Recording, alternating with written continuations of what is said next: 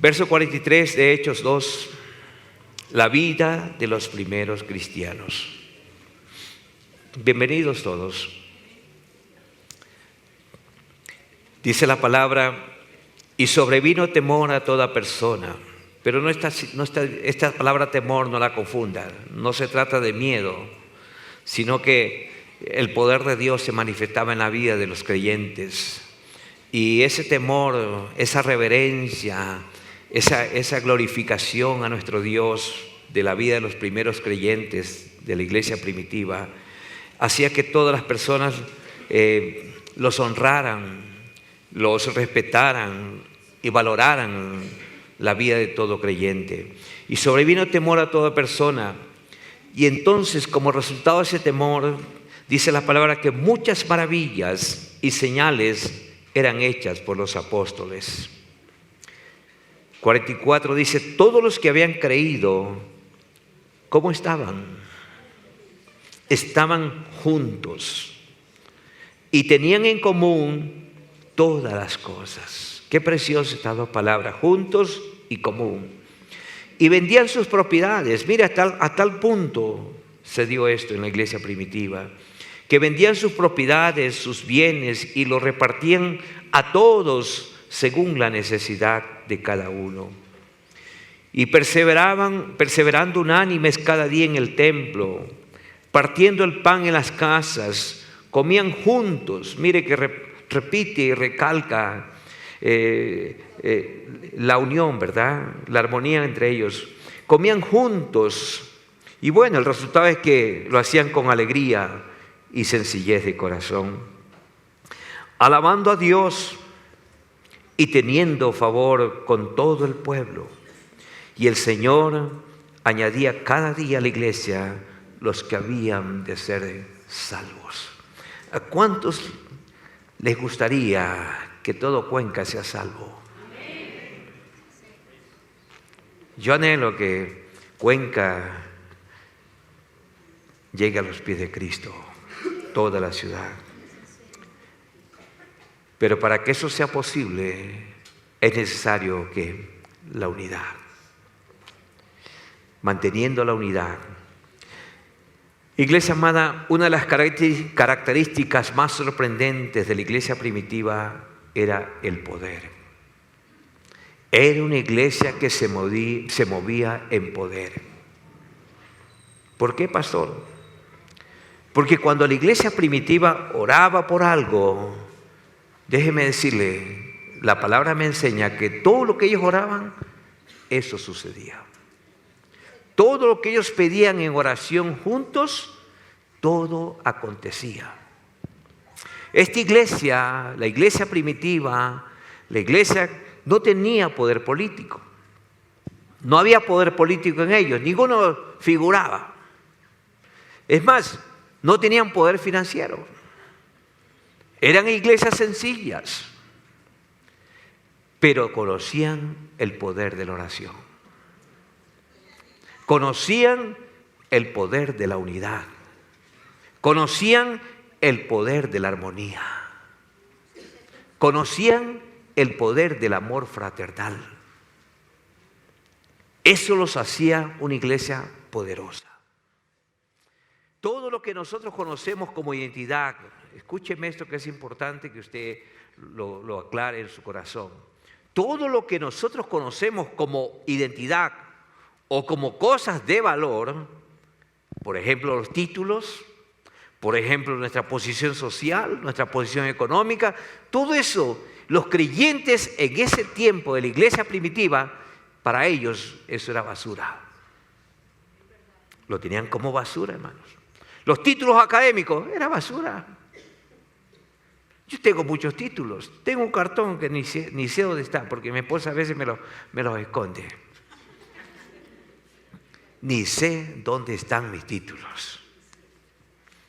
Porque Dios me dio la oportunidad y el privilegio de estudiar bastante, sacar bastantes títulos. Pero hermano, con decirle que ni me acuerdo dónde están. Entonces lo tenían por basura, hermano. El poder de la iglesia del primer siglo no radicaba en lo bello de su templo. No habían templos suntuosos como los hay hoy, hermano. ¿Cuántos líderes evangélicos se jactan de sus templos? Hermanos, no radicaba en lo bello de su templo, no radicaba en su ornamentación, su pompa, no radicaba, hermanos, en sus glorias terrenales o temporales. Es más, por la palabra y por la historia leemos, en la historia de la iglesia primitiva, por 300 años, escúcheme esto, 300 años la iglesia primitiva nunca tuvo un edificio propio,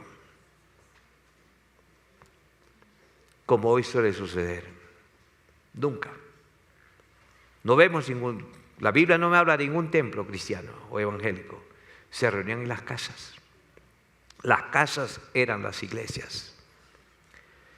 Entonces preguntémonos, ¿cómo es posible que una iglesia que nunca tuvo un edificio propio, una iglesia que nunca tuvo una posición social, mas sin embargo, cómo fue que sacudieron el mundo entero de esa época? ¿Qué fue lo que impactó el mundo entero de esa época? Porque, hermanos, toda Europa, toda Asia fue saturada con el poder del Evangelio. Hermanos, pregunto, ¿en qué radicaba entonces su poder para que llegaran al punto de ejercer tanta influencia en todos los medios, en todas las esferas, en todos los estratos sociales? ¿En qué radicaba ese poder, hermanos? Porque, hermanos, la iglesia primitiva, yo quiero decirle en esta mañana, ejerció poder político, poder social y poder religioso. Tanto así que un monarca romano se convirtió al evangelio, Constantino. El César, o uno de los Césares. Entonces, ¿cómo es que la iglesia, hermanos, hizo tanto poder y tanta influencia en todos los aspectos de ese tiempo? Hermanos, a pesar de que su poder no se basaba en el dinero. Hermanos, dice la palabra que tal era su poder que ellos podían influenciar en cualquier área. Mire, en cualquier campo, sea en la parte social, sea en la parte religiosa, en la parte cultural, ellos influenciaron. Dice la palabra que ellos fueron tanta influencia que hasta el César les temía. Mire, hasta el César tenía miedo de la iglesia. Literalmente dice la palabra que ellos sacudieron el mundo entero. Hermanos, dice la palabra que no había lugar donde no se predicara la verdad de Dios en el mundo conocido de esa época. Pregunto entonces, ¿en qué radicaba su poder? ¿Qué fue lo que hizo exitosa la iglesia de Cristo en el siglo I? A pesar de que vivieron tanta persecución, tanto martirio, tanto sufrimiento, pero más sin embargo la iglesia prevaleció y sigue prevaleciendo hasta el día de hoy. ¿En dónde está eso? ¿Cuál es el poder que tenía la iglesia? Sencillo, iglesia amada. Su poder radicaba y se basaba ¿en qué? En la unidad. En la unidad. Iglesia amada, cuando nosotros hacemos un estudio detallado de la Biblia, se puede encontrar que el poder de ellos radicaba en un elemento esencial que se encuentra en toda la Biblia, hermanos. Desde Génesis hasta Apocalipsis podemos ver que ese poder se llama unidad y armonía. El poder está en la unidad, iglesia amada. Mire, dice la palabra que cuando ellos se reunían a orar, había una unanimidad tan grande, tan gloriosa, que aún todo lo que hacían traía alegría y gozo al corazón. Todo, hermanos. Hasta la música era preciosa. La comida, la sazón, todo era glorioso. No había nada que fuera malo. Nadie podía criticar. Nadie podía juzgar o condenar o decir algo o comentar, porque todo era glorioso, porque se lo hacía para la gloria de Él. Bendito sea el nombre de Jesús. Entonces había unanimidad tan grande, hermanos.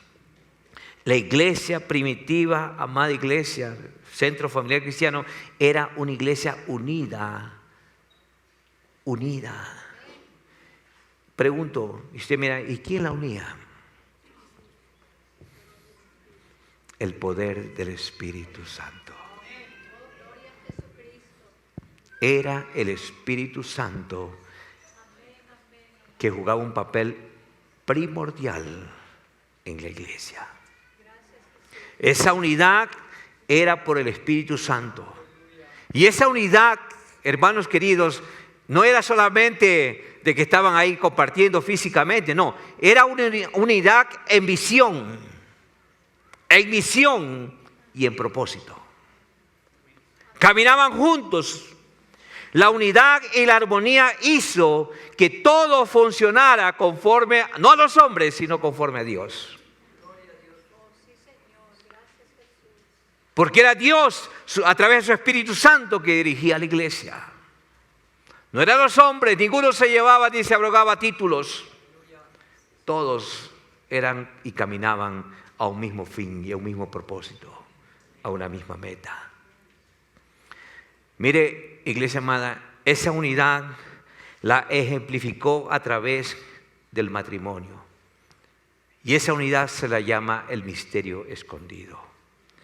¿Qué dice la palabra en Génesis 2:24? Pasaje muy conocido para los que se van a casar. ¿Qué dice la Biblia en Génesis 2:24? Dice que el hombre dejará a su padre y a su madre y se unirá a su mujer. ¿Y qué dice? Y serán una sola carne. ¿De qué me está hablando eso? Me está hablando de unidad.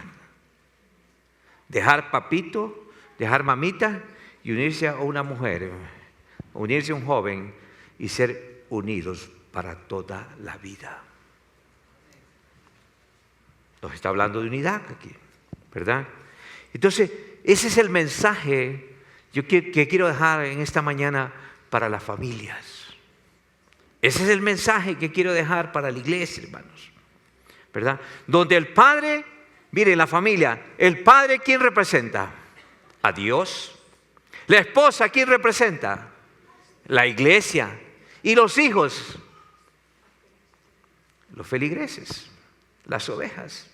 Entonces, mire, hay un modelo divino que se estableció desde Génesis y se mantiene hasta el final. Ese es el mensaje para la familia, ¿verdad? Donde cada uno representa, el padre a Dios, la esposa a la iglesia y los hijos a los creyentes. Este es el mensaje que Dios quiere que como familias cristianas presentemos a la sociedad y al mundo. Que la gente, el mundo y la sociedad puedan ver la unidad en nosotros. Como iglesia, como familia. Eso es lo que el mundo quiere ver. El diablo quiere ver destruida la familia. Por eso las corrientes de ideología de género, ¿qué es lo que tratan? ¿Qué es lo que buscan? Destruir la familia, desintegrar la sociedad, desintegrar a la raza humana, el patrón divino para la humanidad. Desprestigiarlo a Dios. La familia ya no funciona. La familia, hermano, qué increíble. Un líder religioso, que no quiero dar el nombre, pero dijo, ¿sabe lo que dijo antes de ayer? Y está, mírenlo en las redes está. Dice este señor que la Biblia ya no sirve para estos tiempos. Que la Biblia es un libro demasiado obsoleto para este tiempo.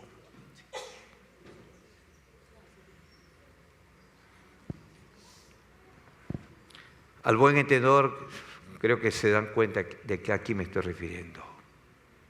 Se necesita un nuevo libro, una nueva guía espiritual para estos tiempos modernos, porque la Biblia ya quedó en el pasado. Léalo, no lo digo yo. Hermanos queridos, el mundo quiere ver, la sociedad quiere ver a la unidad y la armonía en las familias. Este es el mensaje, iglesia amada, que trasciende edades. Este es el mensaje que trasciende culturas. Este es el mensaje que trasciende sistemas. Este es el mensaje que, a pesar del modernismo que vivimos, así Dios lo estableció y así tiene que mantenerse hasta que Dios lo determine. Bendito sea el nombre de Jesús. Nadie lo puede revertir ni cambiar. Por muy líder que se crea o se considere en el mundo, nadie lo puede cambiar. Dios lo estableció y así se mantiene hasta el final. Hermanos queridos, la familia que no da un mensaje de unidad y armonía está presentando un mensaje torcido al medio. Un mensaje torcido del Evangelio de Cristo. Y la palabra me dice que donde hay iglesia, donde hay una familia unida, Él derrama bendición y vida eterna. Salmo 133, mire lo que dice. Mirad cuán bueno y cuán delicioso es. Mire, bueno y delicioso. Si usted le brinda un plato que es bueno y delicioso,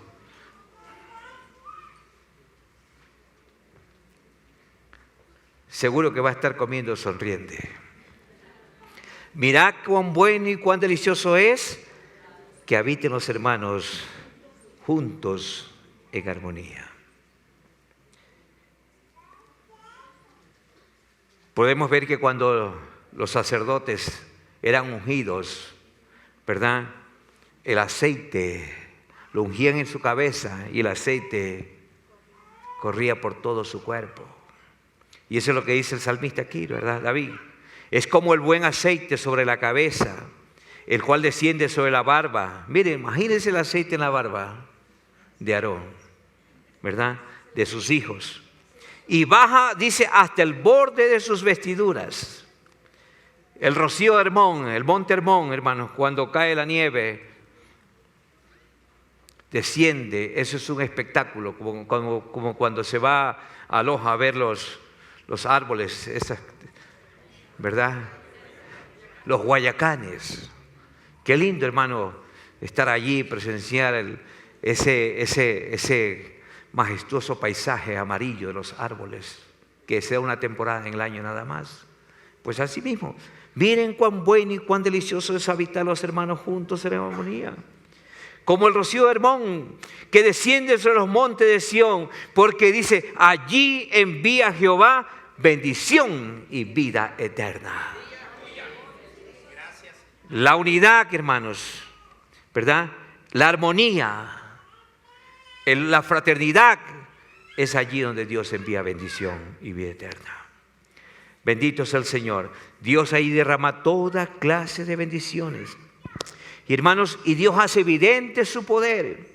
Jesucristo es glorificado en la armonía. Jesucristo es exaltado en la armonía. ¿Por qué? ¿Por qué, pastor? Porque Él es el centro. Y cuando Cristo es el centro, hermanos, prepárense, porque cosas gloriosas se desatan de parte de Dios para ese lugar. Bendito sea el nombre de Jesús.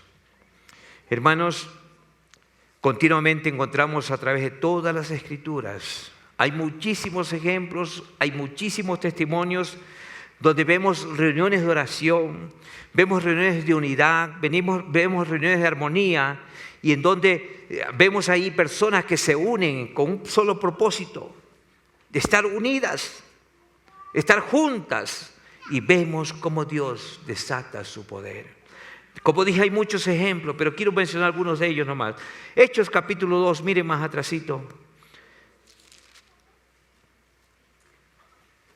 ¿Dónde fue el lugar propicio para la venida del Espíritu Santo? En el aposento alto. ¿Qué estaba pasando en el aposento alto? Lea en su casa el libro de los Hechos, capítulo 2, pero yo quiero que usted vea solamente el versículo 1. Cuando llegó el día de Pentecostés, 50 días después de Jesús, dice que estaban todos unánimes juntos.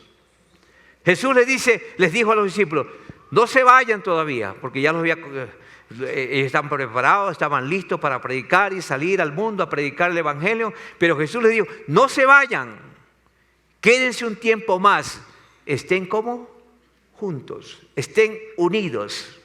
Y los chicos buscaron un lugar que se llama el aposento alto, lugar propicio, cómodo, ¿verdad? Apropiado para tener un tiempo de oración. Y estaban 120, ¿cómo estaban? Unidos y juntos. Y vemos, hermanos, cómo de repente vino del cielo un estruendo como de un viento recio que soplaba, el cual llenó toda la casa donde ellos estaban sentados. Usted puede seguir leyendo, se les aparecieron lenguas repartidas como de fuego, asentándose sobre cada uno de ellos, y fueron todos llenos del Espíritu Santo. Todos, ninguno salió. Todos fueron llenos. ¿Por qué? Por motivo de la unidad. Estaban unánimes, estaban juntos. Hermanos, en otras palabras, la palabra me da a entender que estaban en un mismo sentir. ¿Qué es estar en un mismo sentir? Quiero aclarar un poquito esto, pues esta palabra. Estar en un mismo sentir nos habla de uniformidad. ¿Uniformidad en qué? En el pensar, en el creer y hacer todas las cosas del mismo modo. Vean, hacer todo del mismo modo. Y la iglesia la conforman personas con distintos dones espirituales. La iglesia la conforman personas con diferentes caracteres, con diferentes puntos de vista, diferentes trasfondos sociales, culturales. Mas, sin embargo, a pesar de estas diferencias, ¿qué pasa? Hay un determinador común, que es la unidad. Vean, tienen unidad de propósito y unidad en el espíritu para avanzar juntos y formar una comunidad unida. Eso significa ser del mismo sentir. ¿Por qué, hermanos, digo esto? Porque se puede estar juntos, pero no podemos estar de un mismo sentir. Podemos estar juntos, pero no unánimes. Hermano, y tal era la unidad de aquellos días, que dice la palabra que estos 120 personas fueron llenas del Espíritu Santo. Los 120 estaban unidos, estaban unánimes. En otras palabras, todos tenían un común acuerdo, tener un mismo sentir, tener una misma meta, tener una misma visión, una misma misión. En otras palabras, tener un mismo propósito. No es que cada uno decía, yo quiero hacer esto, yo quiero hacerlo acá. No, todos o nada.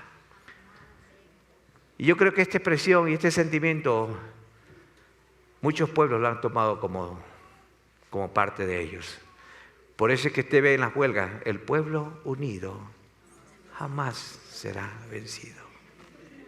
Sí lo he escuchado, ¿verdad? El pueblo unido jamás será vencido. Entonces, hermano, es importante que podamos ver eso, hermano. Mire, la obra, iglesia amada, el poder del Espíritu Santo siempre reposará y reposa en la unidad. En la unidad. Mire, Jesús, el Padre y su Espíritu Santo operan siempre juntos. Nunca han operado separados. Siempre reposan juntos. Siempre trabajan juntos. Cuando vemos el ministerio de Jesús aquí en la tierra, vemos que el Padre actuaba, Jesús actuaba y el Espíritu Santo actuaba.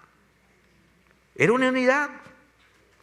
Hermanos, vemos aquí por la palabra que, hermanos, dos personas unidas genuinamente, el Espíritu se manifiesta con poder.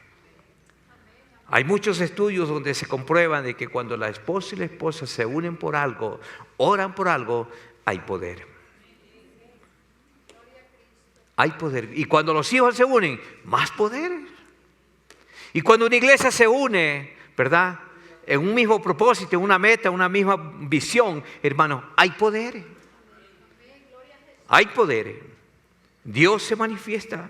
Ese es un principio que siempre se lo ha usado, se lo sigue usando y funciona. La unidad. Otro ejemplo, vemos en Jueces capítulo 7, otro ejemplo que vemos de unidad. Vemos por la palabra que los madianitas venían contra el pueblo de Israel. Gedeón lideraba. Y dice que habían más de 100,000 personas madianitas viniendo a atacar al pueblo de Israel. Jueces capítulo 7. Pero vemos ahí, mire lo que dice Dios. En el verso 2, no vamos a leer todo, pero quiero que note algo aquí. Y Jehová dijo a Gedeón, mire, porque el pueblo tenía que hacerle frente a ese gran ejército, más de 100,000 personas. El pueblo que está contigo, dice Dios, es mucho para que yo entregue a los madianitas en su mano. No sea que se alabe Israel contra mí, dice, diciendo, mi mano me ha salvado. En otras palabras, Dios le dice a Gedeón, oye, son demasiados, son 30,000 personas, es demasiado. No sea que por ahí salga ¿cómo podríamos decirle? Un figurete.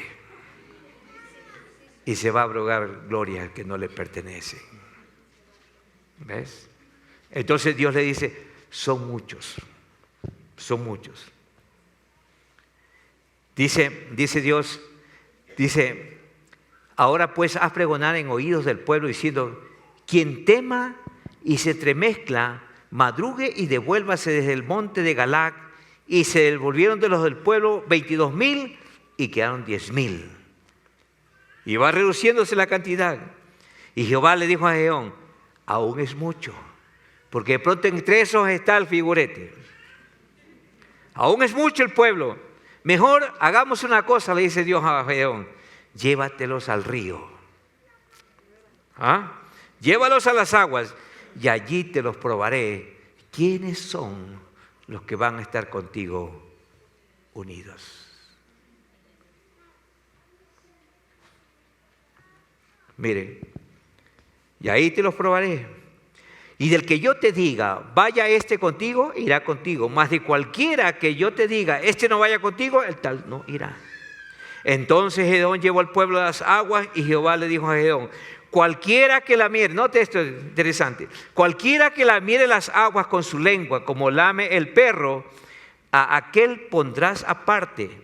Asimismo a cualquiera que se doblare sobre su rodilla para beber, hermanos, pero buenos aquí, dice Dios, los que beben como perro, esos son los que van a mantener la unidad. Y el resto, mándalos. Verso 7, entonces Jehová le dijo a Gedeón, con estos 300 hombres que lamieron el agua, o sea que bebieron como perros lamiéndola, os salvaré y entregaré a los madianitas en tus manos y váyase todo el resto, que son figuretes, cada uno a su lugar.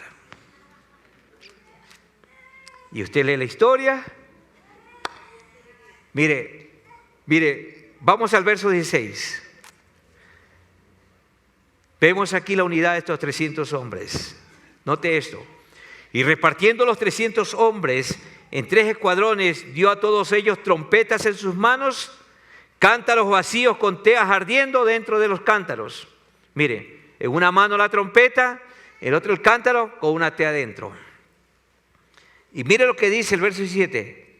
Y les dijo Gedeón, mírenme a mí. O sea, ustedes no hagan nada por su cuenta. Unidad.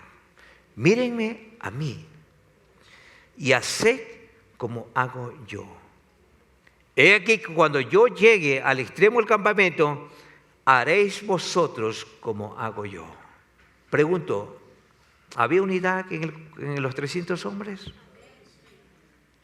Dice Gedeón, yo tocaré la trompeta y todos los que estarán conmigo, y vosotros tocaréis entonces las trompetas alrededor de todo el campamento y iréis por Jehová y por Gedeón.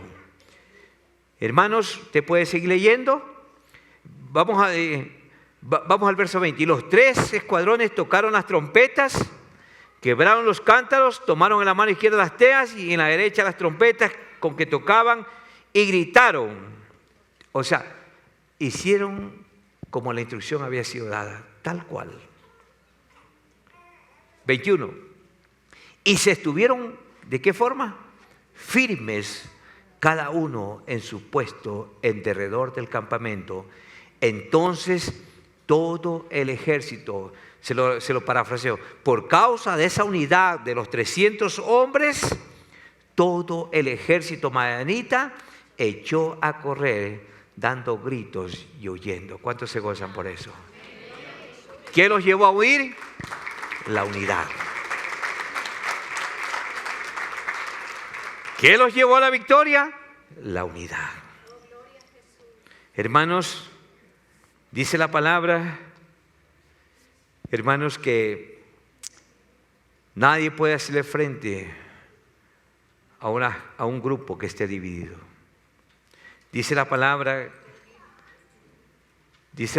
que Dios no usa personas amedrentadas, flojas ni divididas. Por eso que Dios le dijo, disminuye los 30, quédate con menos. Se disminuyó Gedeón a 10,000 y dijo Dios, no, aún es demasiado. De manera que ese número reducido de 300 personas fue la evidencia, ¿verdad?, de que era la unidad de los 300 que les daba la victoria. Aquí podemos ver claramente que aunque numéricamente eran pocos, pero en poder eran gloriosos. En poder eran más fuertes que sus enemigos. ¿Por qué? Por el hecho simple de estar unidos. Note esto, tal era la unidad que Jehová decía, toma esta tea, y ellos tomaban la tea. Toma este cántaro, y tomaban. Toma esta trompeta. Hermanos, porque es la manera como se destruyen las armas del enemigo. ¿Cómo, pastor? Permaneciendo firme cada uno en su posición de unidad. Y todo esto lo hicieron literalmente. Recibieron la instrucción al pie de la letra. Hermano, entonces cuando hubo esa unidad, vemos que el poder del cielo se desató tremendamente. 300 hombres, imagínese usted, 300 hombres derrotaron a 100,000 personas. Un ejército madianita de 100,000 personas siendo derrotados por 300 hombres. Dice la palabra que cuando David tomó la fortaleza de Sión, los hombres que lo siguieron y lo acompañaron eran los endeudados, los miserables, los que eran la vergüenza de Israel. Y ese grupo se mantuvo unido a David. Lo pusieron como rey y fueron los que construyeron el famoso templo de Salomón. Lea la historia. Un grupo unieron sus corazones, entregaron sus vidas por una causa, un propósito y una visión. El mismo ejemplo, la unidad. Hermanos, para Dios eran suficientes 300 hombres que permanecieran y estén unidos ante una multitud desunida. Y lo interesante y lo curioso es que Gedeón derrotó a los madianitas con 300 hombres y los vencieron con instrumentos absurdos, instrumentos de barro, a un ejército de 100,000 personas. No eran armas, no eran metralletas, no eran fusiles, eran cántaros y trompetas. Mire, ¿cuál es el secreto? Era el poder de la unidad. Era el poder de la uniformidad. era el poder de pensar igual, era el poder de creer lo mismo y era el poder de hacer lo mismo. ¿Cuántos alaban al Señor? En el Nuevo Testamento, hermano, vemos una y otra vez a un pueblo, una iglesia 100% unida. Efesios capítulo 4, mire lo que dice el apóstol Pablo hablando a los hermanos que están en la región de Éfeso. Mire lo que Pablo está escribiendo y está enseñando para que las iglesias mantengan la unidad. Mire, dice en Efesios 4, verso 1, os ruego hermanos, mire, os ruego hermanos, yo estoy leyendo otra versión, pero yo quiero leer la Reina Valera. Yo pues preso en el Señor, os ruego que andéis como es digno de la vocación con que fuisteis llamados. Pablo está haciendo énfasis en esta versión que yo tengo, dice, os ruego hermanos que sean solícitos en guardar la unidad del Espíritu. Mire, Pablo está diciendo, hermanos, guarden la unidad. Por favor, perseveren en la unidad. Por favor, manténganse unidos, porque es el poder más grande que ustedes tienen. Eso es lo que Pablo está diciendo aquí. Manténganse como es digno en la vocación con que fuiste llamados. Mire, entonces aquí Pablo está diciendo, ese es el poder que ustedes tienen. Pongan su diligencia, dice Pablo, pongan atención, porque ser diligentes y ser atendidos en la unidad los va a llevar al éxito, los va a llevar a las metas. Si ustedes están unidos, van a triunfar en la vida, les dice Pablo. Si ustedes se mantienen unidos, van a ser una iglesia exitosa. Y Pablo, hermanos, usted puede seguir leyendo en su casa, comienza a describir, ¿verdad?, la función de la iglesia. Y en estos pasajes, por ejemplo, en el verso 11, en el verso 12, Pablo nos dice que Dios escogió a algunos como cabezas. ¿Y a quiénes escogió Dios? Puso apóstoles, puso profetas, puso evangelistas, pastores y maestros. Y estos hombres eran instrumentos de Dios. ¿Con qué propósito? Para entrenar el resto del ejército para la obra del ministerio. Les dice Pablo también que la función de cada familia, de cada miembro, ¿verdad?, va a ayudar a la formación de un cuerpo.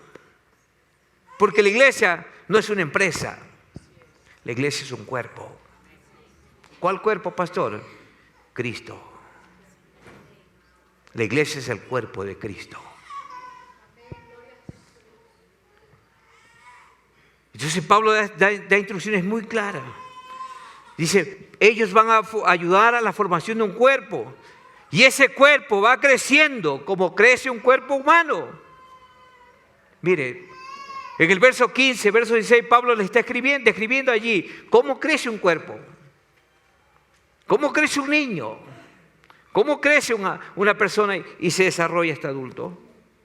Pero entonces, dice, ¿cómo crece un cuerpo humano para lograr esa unidad? Pero hermano, Pablo dice que crezcamos en la verdad, en amor con Cristo como cabeza y todo el cuerpo unido entre sí para ayudarse mutuamente, para crecer y edificarse hasta la plenitud de Cristo, dice Pablo. Mire, lea en su casa, hermanos, por el tiempo vamos a obviar algunas cosas. Pero nosotros, ¿qué pasa?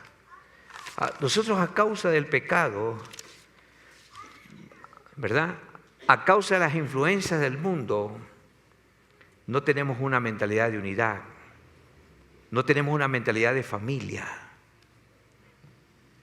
y tampoco vamos a tener la unidad, ¿verdad?, el espíritu de una iglesia.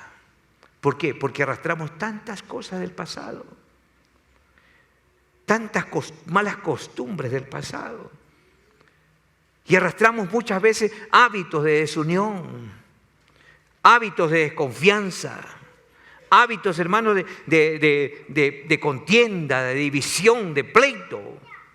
Porque eso fue lo que nos aprendimos en el mundo. Pero en el cuerpo de Cristo es diferente.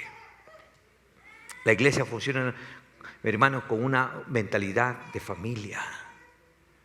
Entonces es importante, hermanos, todos sabemos que Satanás divide y resta. Pero Cristo vino a unir y a multiplicar su obra. Entonces yo pregunto, ¿cómo podremos tener personas unidas en un lugar, ¿verdad? Si en la casa, en el hogar, no hay esa unidad. Porque esos patrones se repiten. Y si en la casa hay desunión, hay pleito, hay contienda, entonces eso va a afectar a la iglesia también.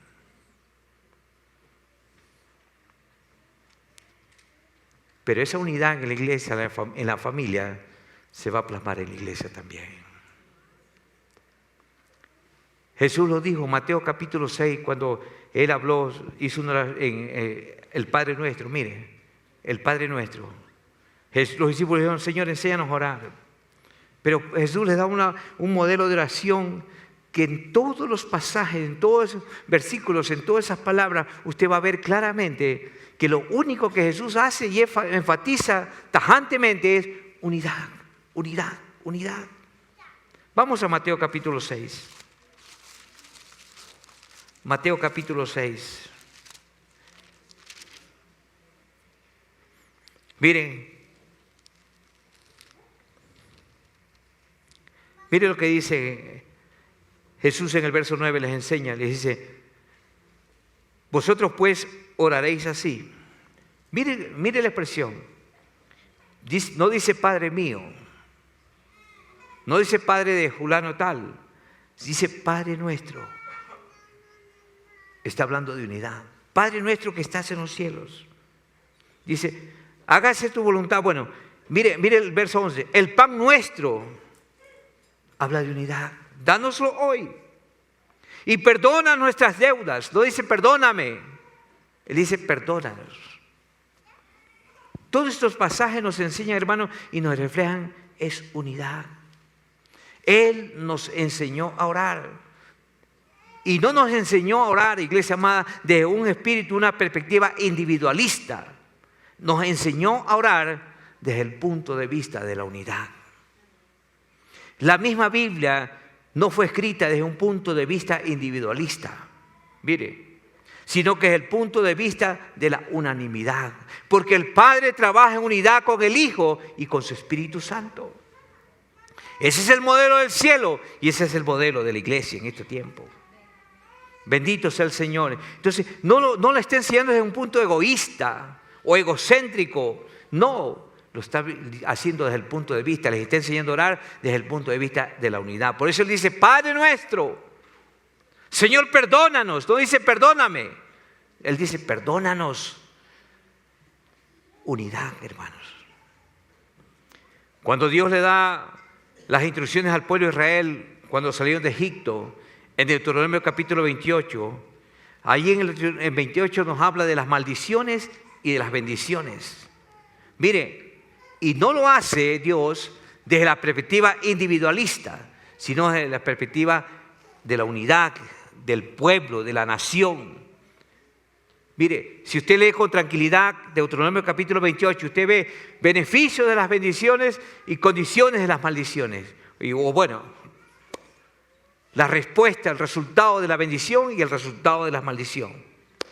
Hermanos, y vemos allí claramente que Dios quería una familia, un pueblo unido. Él quería una simiente para sí. Él no dice, y serás un individuo para mí. Él no dice, serás escogido para mí. No, dice, yo seré tu Dios y tú serás mi pueblo. Mire, tú serás mi pueblo. ¿Qué estaba diciendo? Ustedes serán mi pueblo si se mantienen unidos. Dios le dijo en Deuteronomio 29, le dijo a Israel, vosotros me seréis una nación y un sacerdocio santo. Mire, Él no está escogiendo, no está haciendo separación. Él está escogiendo a una nación y un pueblo santo. ¿Por qué? Porque una mentalidad individualista no encaja dentro de la visión de una iglesia. No encaja dentro de la visión y los planes de Dios. Es más, las personas individualistas le hacen daño al cuerpo. Porque, hermanos, Póngase a pensar su cuerpo. ¿Cómo funciona la mano? En armonía, en unidad. Cuando usted se golpea el dedito, el último, que es bien delicadito, ¿dónde siente primero usted el dolor? Y dice, ay, ay, ay. ¿Se da cuenta cómo están unidos? Entonces, Dios siempre, hermanos, nos trata para que nos mantengamos unidos. La iglesia de Cristo en la tierra fue establecida como un cuerpo, iglesia amada, con muchos miembros que funcionan entre sí, están ligados estrechamente. Entonces, el Padre nuestro nos enseña unidad. Dios dice, nuestro, danos, dice, líbranos, dice, perdónanos como nosotros perdonamos. Mire, Dios nos trata como grupo, no como personas individuales. Tú o yo no podremos operar de manera individual. ¿Por qué, pastor? Porque, hermano, hay luchas, hay situaciones, hay batallas, hay guerras que se libran afuera en el mundo y usted no puede solo.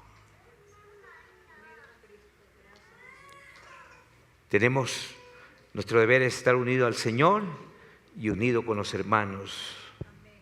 Bendito sea el Señor. Entonces Dios siempre nos trata como grupo. No podemos, hermanos, porque hay muchas luchas afuera y solos no nos podemos enfrentar. Mire, cuando Jesús oró por sus discípulos y oró por la iglesia en San Juan capítulo 17, mire, vamos un ratito a San Juan capítulo 17. Hay dos pasajes que quiero que usted los note. Verso 11, mire lo que dice Jesús, San Juan 17.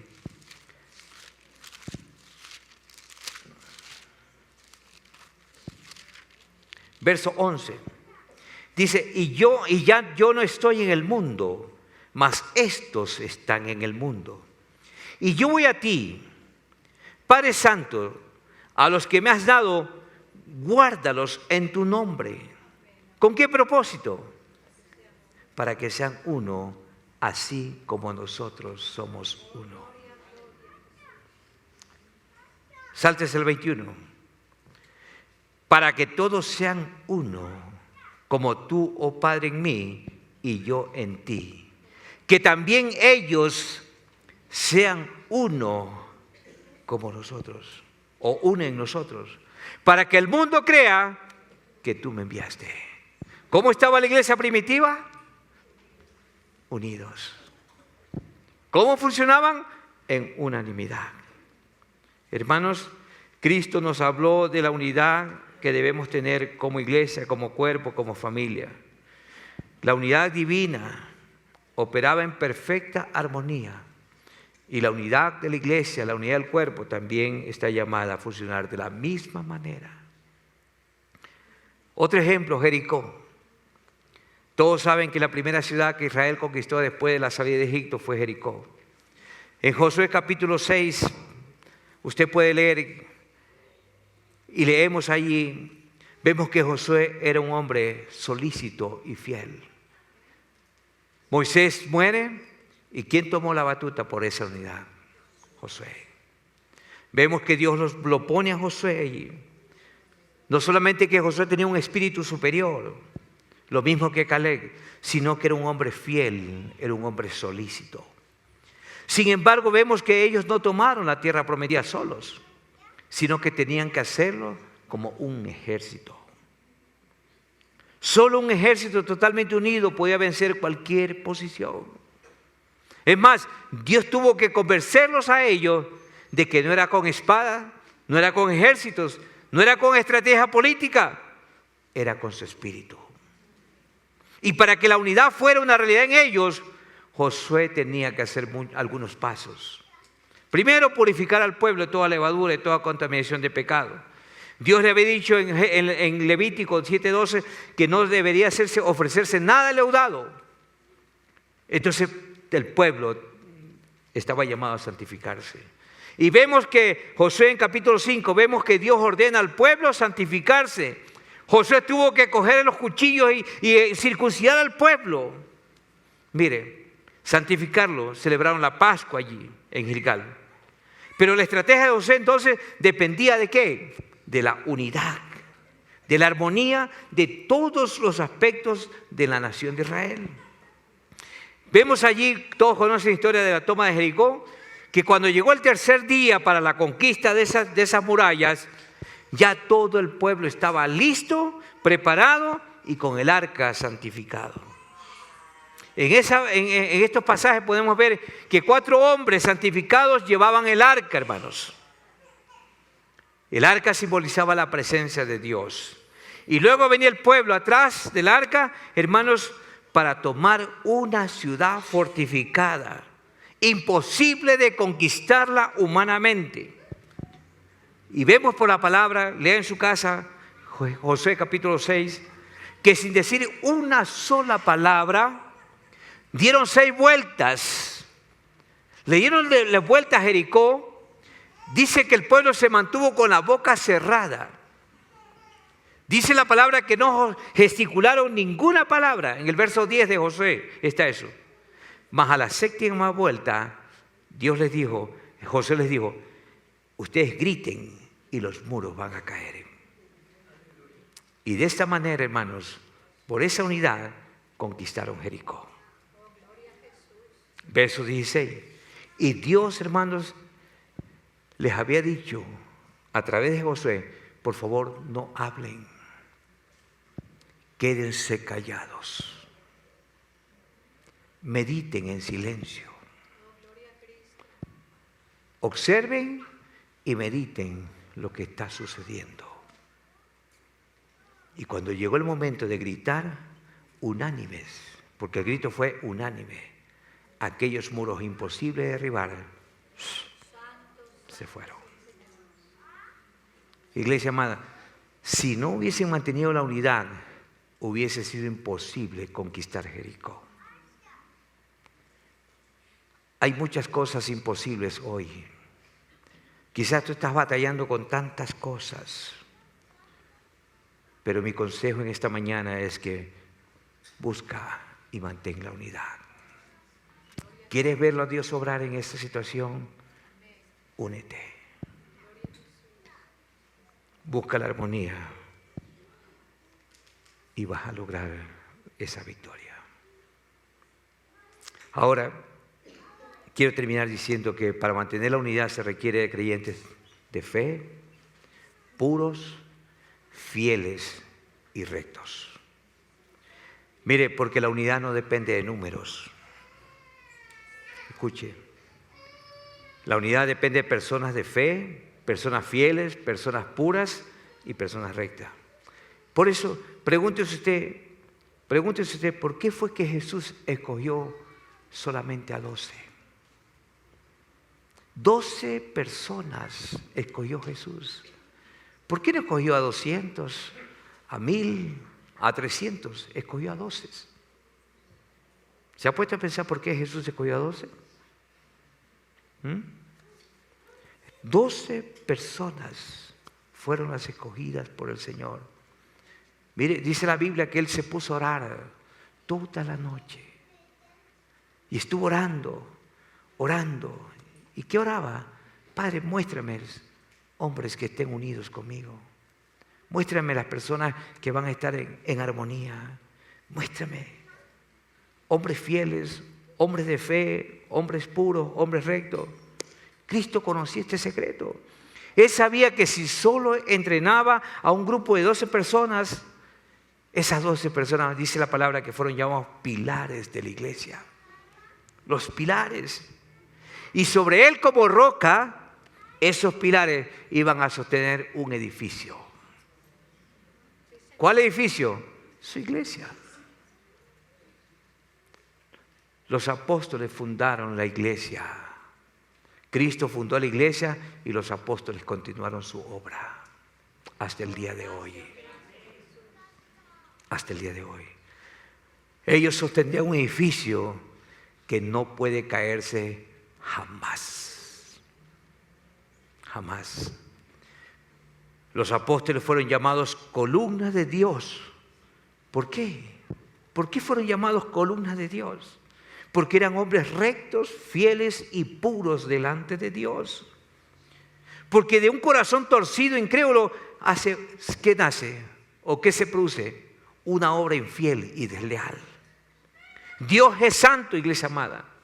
Y toda su obra debe ser hecha con fidelidad, con armonía y con unidad. Dios no opera donde hay desunión. Dios no opera donde hay deslealtad. Dios opera donde hay unidad. Por eso la iglesia primitiva tenía gran poder en la oración, en la ayuda. Hermanos, todo lo que ella pedía, Dios se lo concedía. Habían sanidades, habían milagros, habían hechos portentosos. La gente temía acercarse a ellos, a los apóstoles, porque la unidad era guardada diligentemente. A tal punto, hermanos, que unas personas quisieron traer algo leudado, algo torcido, como lo hicieron Ananías y Zafira. ¿Qué pasó? Ellos tenían un corazón torcido, hermano. Figuraban allí, querían estar entre los apóstoles, pero no habían desarrollado un espíritu de unidad.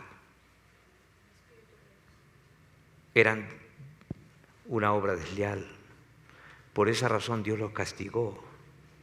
Y dice la palabra que cayeron muertos. ¿Por qué? Porque eran un riesgo para la unidad. La unidad de la iglesia no está determinada por cantidades o números. La unidad de la iglesia está basada en personas de fe, de fidelidad, de pureza y rectitud. Bendito sea el Señor. ¿Cuál debe ser?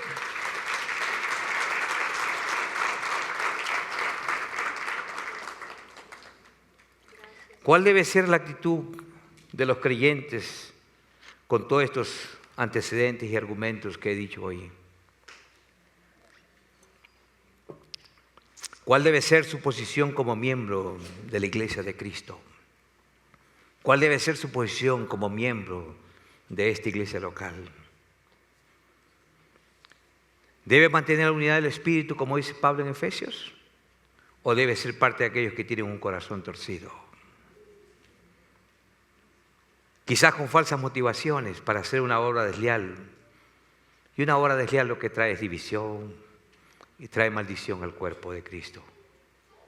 ¿No cree usted y no considera usted que deberíamos más bien ser de aquellos que se preocupan por su crecimiento y por los demás? ¿No cree que debemos mantener la unidad del cuerpo? Porque Jesús no está dividido, su cuerpo no está dividido, iglesia. Su cuerpo funciona como tal, como cuerpo. Y su iglesia tampoco necesita y requiere estar dividida. La iglesia necesita, hermanos, estar unida. Como creo y considero, hermanos queridos, como creyentes en Cristo, deberíamos seguir trabajando y mantener la comunión unos con otros. Yo vine ayer un ratito a ver no sé qué cosa y qué alegría me dio ver tantos hermanos haciendo una minga de limpieza en este lugar. Y yo veía un poco de cartones allá llenos de cosas viejas y wow, yo digo, gracias Dios por la unidad del cuerpo. Gracias Dios por esos espíritus diligentes que no lo hacen para el pastor, lo hacen es para Dios. Nosotros solamente somos simples colaboradores de Dios, de su iglesia, de su obra, porque esto no es mío, es de Él. Esto es de Él. Hermanos, deberíamos trabajar por mantener esa comunión, esa unidad.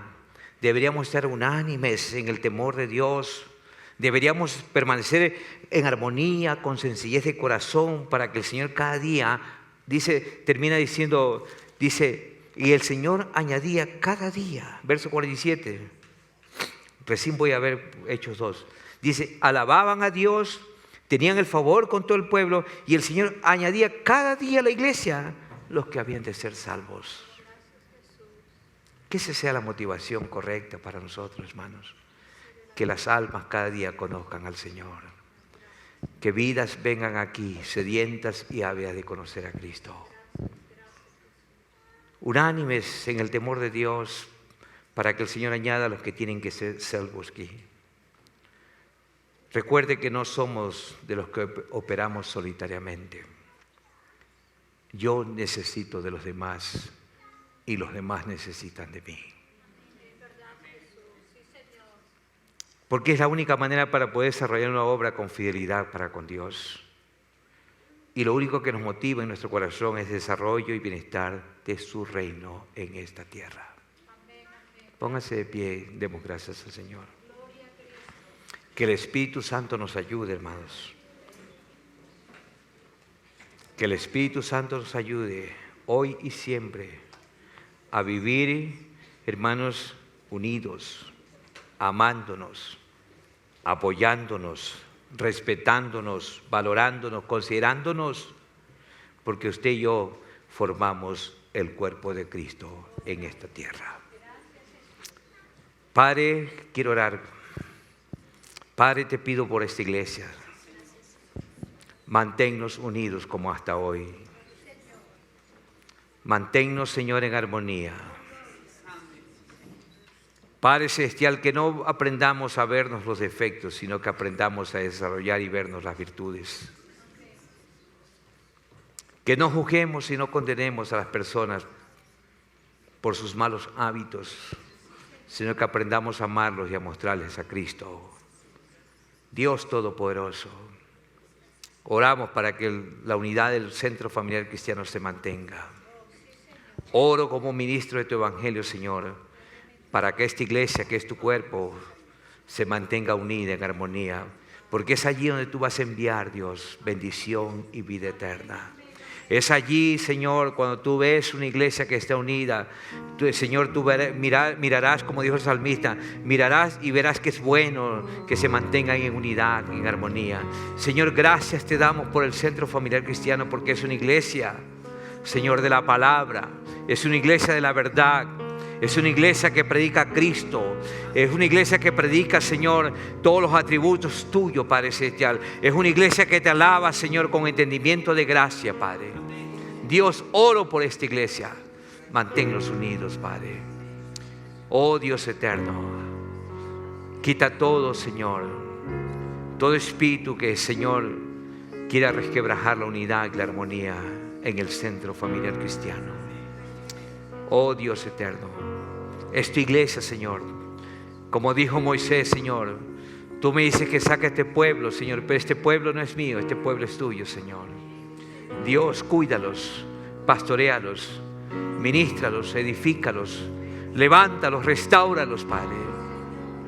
Y que aprendamos a amarnos unos a otros como tú nos amas, Señor, y como tú amas a tu iglesia.